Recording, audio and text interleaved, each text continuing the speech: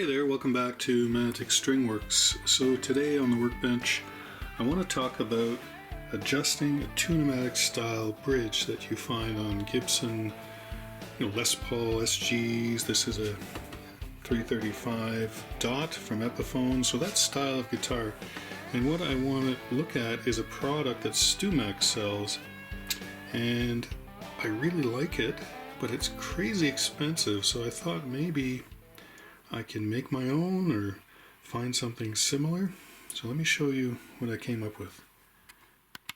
So what is the issue, you might ask? Well, of course, with these tune-o-matic style bridges, you have thumb wheels here to turn, to lift and lower the bridge on both sides here.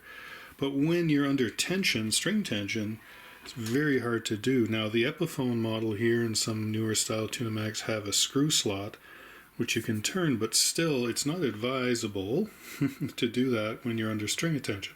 So what you have to do is loosen the strings, come back, raise or lower, well, raising especially. Lowering you can probably get away with, but it's still very tough to turn.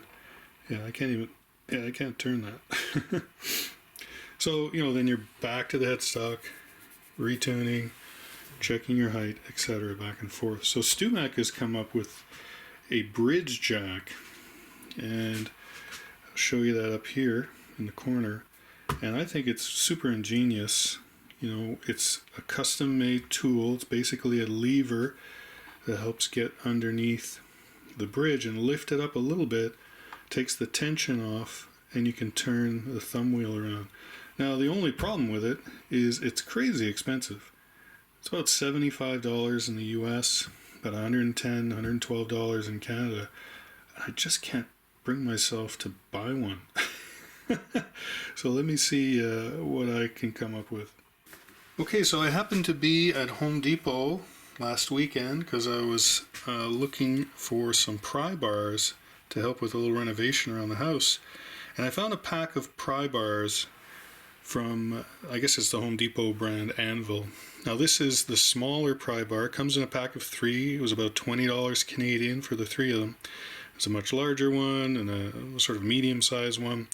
But I thought, you know what, this might fit the bill, because the Stewmac lever, if you call it, the bridge jack, is basically sort of an angled piece of metal that gives you some leverage, and you can just pry up the bridge just a little bit.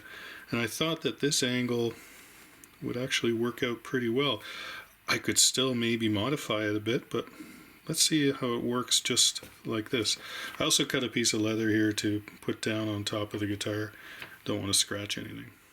Okay, so the concept is you can lever up the bridge a little bit, take tension off the thumb wheel, and turn it. So like I said, right now I can't turn that either side.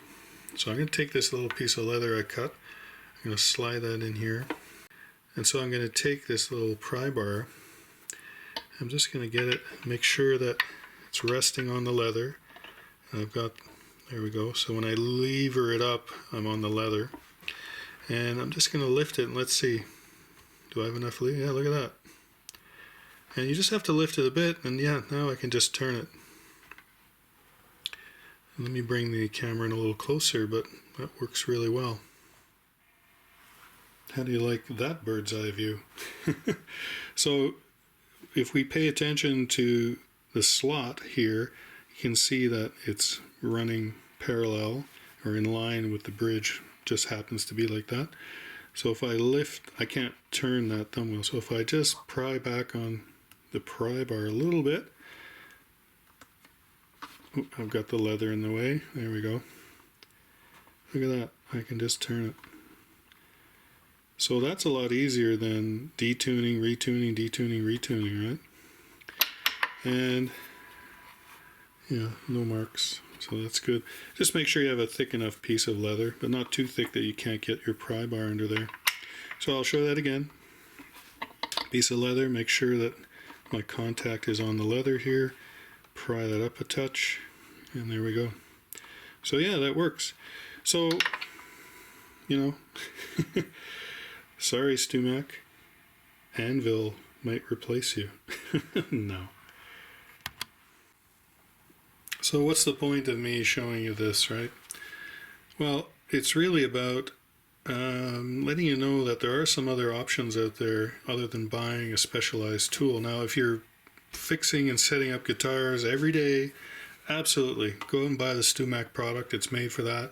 You'll more than get your money's worth out of it. But if you're doing your own home setups, or you don't have, $100 to spend, well, how about $5? I might still modify this a little bit. You can see the angle, it's pretty upright, but it works well.